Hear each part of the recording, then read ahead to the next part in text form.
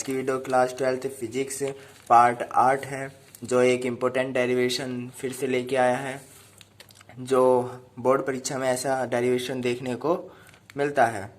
आज का डेरिवेशन ये है, गॉस की प्रमेय की सहायता से एक समान रूप से आवेशित अनंत लंबाई के सीधे तार के निकट विद्युत क्षेत्र की तीव्रता का व्यंजक ज्ञात करना है। यदि आपने हमारी पिछली वीडियो को देखना चाहते हैं तो डिस्क्रिप्शन में लिंक दिया गया है, आप जाके हमारी वीडियो भी वॉच कर सकते हैं, समझने में आसानी हो और ढंग से आपको समझ में आए। माना हमारे पास एक अनंत लंबाई का सीधा तार है जो धनात्मक रूप से पूरे तार पर आवेशित है। इसमें r दूरी पर एक बिंदु P है जहां हमें विद्युत क्षेत्र की तीव्रता ज्ञात करनी है। बिंदु P पर विद्युत क्षेत्र की तीव्रता ज्ञात करने के लिए हम एक बिंदु P पर होता हुआ एक गॉसियन पृष्ठ खींचेंगे जिसकी लंबाई L है। अब मैं आपको चित्र बनाऊंगा और साथ साथ में इस थ्योरी को समझाता रहूंगा, जिससे कि आपको ये पता चले कि सिर्फ हमें चित्र देखना है और चित्र के बेस पे ही ये थ्योरी लिखी जाती है। तो अब मैं चित्र आपको बनाता हूँ इस थ्योरी के बेस पर। माना हमारे पास एक अनंत लंबाई का सीधा तार है। इसने कहा अनंत लंबाई का, अनंत लंबाई, तो हम उसी हिसाब से एक बार अनंत लंबाई का सीधा तार बनाते हैं। ये हमारे पास अनंत लंबाई का माना हमारे पास ये एक तार है अनंत लंबाई का। उसके बाद देखते हैं थ्योरी में क्या लिखा है, जो धनात्मक रूप से पूरे तार पर आवेशित है। तो ये जो तार है धनात्मक मतलब कि हम प्लस के साइन को कहते हैं, तो प्लस के साइन से पूरे तार पर ये आवेशित है, तो हम प्लस का साइन बना देते हैं, पूरे तार पे आवेशित कर लिया। उसके बाद इसमें r दूरी पर एक बिंदु P है, तो हम कहीं पर भी एक r दूरी पर एक बिंदु क्या कर लेते हैं, P ले लिया हमने, यहाँ पे एक P बिंदु ले लिया जहां हमें विद्युत क्षेत्र की तीव्रता ज्ञात करनी है। विद्युत क्षेत्र को काय से डिनोट करते हैं, E से। यहाँ पे हमें E ले लिया, E ये विद्युत क्षेत्र, यहाँ पे हमें विद्युत क्षेत्र की तीव्रता ज्ञात करनी है। हम एक बिंदु P पर होता हुआ एक गॉसियन पृष्ठ खींचेंगे जिसकी लंबाई L है। हमने क्या करा, एक गॉसियन पृष्ठ खींचेंगे, उसके लिए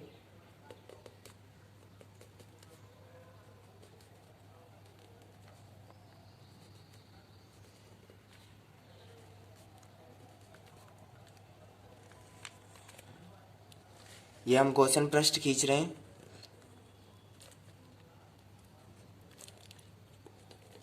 ये गॉसियन पृष्ठ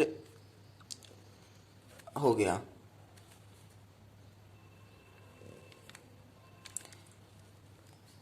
ये पॉइंट जो बिंदु P है, इस बिंदु P को हम यहाँ मान लेते हैं, बिंदु P। इस बिंदु P को हम, थोड़ी लाइन लंबी हो गई, बिंदु P को हम यहाँ मान लें, तो हमें यहाँ में विद्युत क्षेत्र की तीव्रता ज्ञात कर ली है।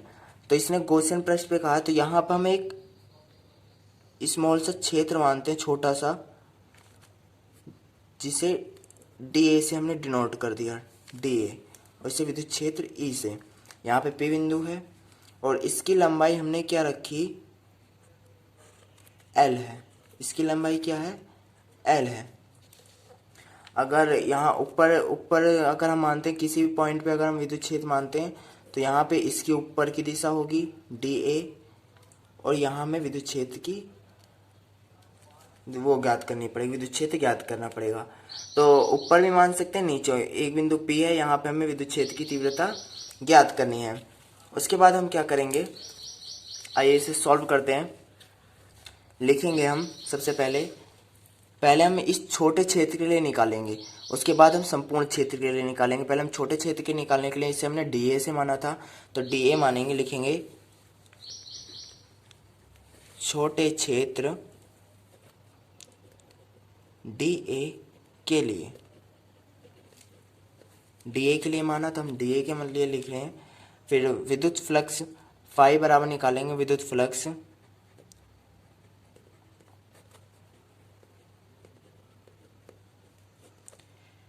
फ्लक्स डी फाई बराबर ई वेक्टर डी ए। विद्युत फ्लक्स डी फाई बराबर हमने इसलिए लिया क्योंकि हम छोटे क्षेत्र के लिए निकाले रखे हैं, तो इसलिए डी ए से प्रदेश करें तो डी फाई बराबर निकालेंगे। उसके बाद वेक्टर डी ए, तो हम पहले इस वेक्टर को हटाएंगे तो हमारे पास E D A cos theta आ जाएगा। कॉस थीटा आ गया। उसके बाद हम क्या करेंगे, हमें पता है ई व डी ए वेक्टर की जो दिशा है वो समान है, दिशा समान है।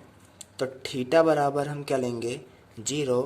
और फिर जब थीटा बराबर 0 लेंगे तो हमारे पास कॉस थीटा बराबर क्या, कॉस 0 बराबर क्या आएगा, क्योंकि थीटा की वैल्यू है, थीटा की जगह 0 जब पुट करेंगे, 0 हमने माना है, तो थीटा बराबर 0 रखेंगे तो क्या मिलेगा, 1। कॉस 0 की वैल्यू क्या आई, 1। तो हम यहाँ पे रखेंगे डी फाई बराबर ई डी ए, क्योंकि हमने कॉस थीटा की जगह 1 रखा, तो यहाँ पे 1 की मल्टीप्लाई करने से कोई 1 ही है, तो डी फाई बराबर हमें क्या मिला, ई डी ए। जब डी फाई बराबर, अब हमारा डी फाई का ये मान निकल चुका है। उसके बाद हम क्या करेंगे, अब हम संपूर्ण गॉसियन पृष्ठ के लिए,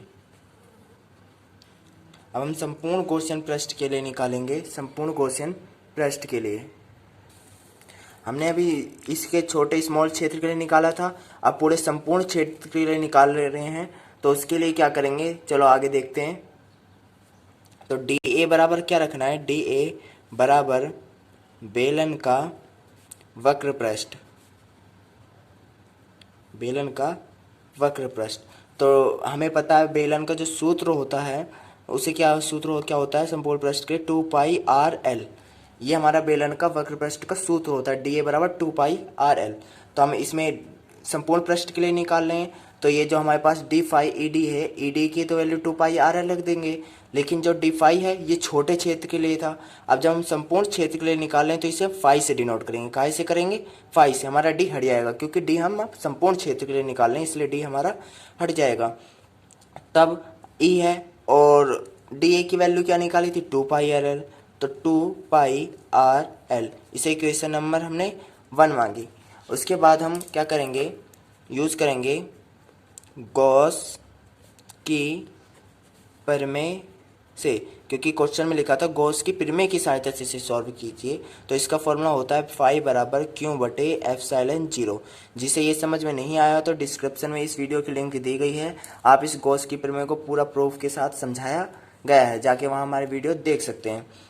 उसके बाद क्या करेंगे, हम इसका मान समीकरण 1 में रखेंगे। फाई का मान समीकरण 1 से, इसमें समीकरण 1 में रखा, तो समीकरण 1 में रखेंगे तो फाई का मान क्या है हमारा, क्यू बटे epsilon 0 equal to E into 2 pi r L.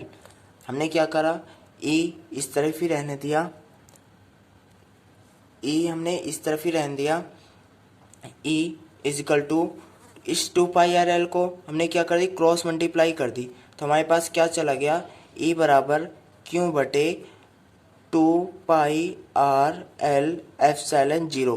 क्योंकि जब यहाँ इसके नीचे 1 माना तो इस क्रॉस मल्टीप्लाई हुई हमारे पास साथ, तो एप्सिलॉन 0 की मल्टीप्लाई इधर हो जाएगी और क्यों इधर ही रहने दिया, तो हमने क्यों इधर रहने दिया, 2 पाई एप्सिलॉन 0 को इसके नीचे ले आए, तो हमारे पास वैल्यू क्या आई, ये आई। उसके बाद हम क्या करेंगे, हमारे पास एक फॉर्मूला होता है, वो बताऊंगा मैं। आवेश का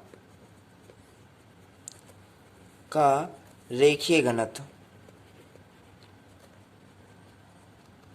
आवेश का रेखीय घनत्व तो क्या होता है, लैम्डा बराबर क्यू एल होता है, लैम्डा बराबर क्यू एल।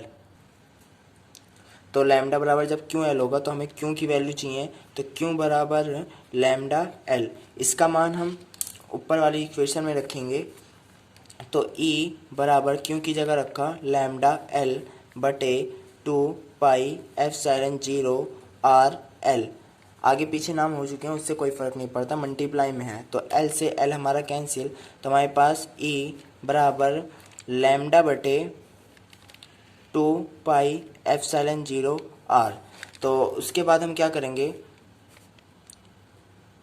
ऊपर नीचे 2 से गुणा और भाग करने पर